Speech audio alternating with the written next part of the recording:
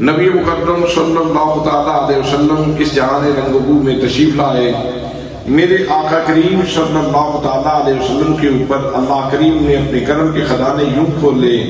کہ مصطفیٰ کریم صلی اللہ تعالیٰ علیہ وسلم نے آتے ہی دھرتی پہ قدم رکھا تو میرے آقا کریم صلی اللہ تعالیٰ علیہ وسلم کے قدموں کی برکت پھیلنے لگی، دائیں بھی بائیں بھی،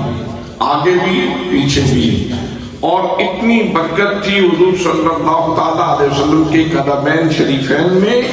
کہ اللہ کریم نے حضور کے قدموں کی برکت سے ساری زمین کو پاک بھی کر دیا اور مسجد بھی بنا دیا۔ اعلان اگرچہ آپ نے بعد میں کیا ہے، لیکن یہ زمین کو شرف اس وقت نصیب ہو چکا تھا جب آپ صلی اللہ تعالیٰ علیہ وسلم نے اس دھرتی کے اوپر قدم رکھا، اور اس کی دلیل یہ ہے جناب سیدنا آدم علیہ السلام سے لے کر کے حضرت عیسیٰ علیہ السلام تک جتنے انبیاء کرام تشریف لائے،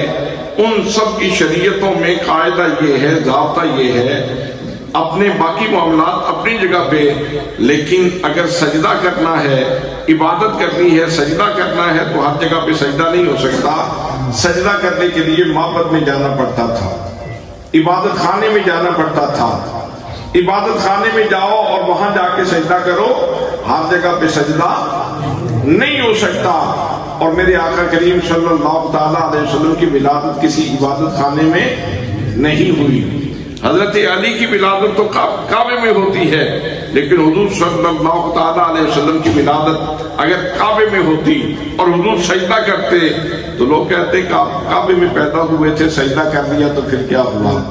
حضرات میرے آقا کریم صلی اللہ تعالیٰ علیہ وسلم کی ولادت یہ کعبے میں نہیں ہوئی، حضرت آمینہ سلام اللہ علیہا کے گھر میں ہوئی ہے، اور میرے آقا جو ہی تشریف لائے تو آتے ہی سجدہ ہے۔ تو سجدہ کرنے کے لیے جگہ کا پاک ہونا ضروری ہے،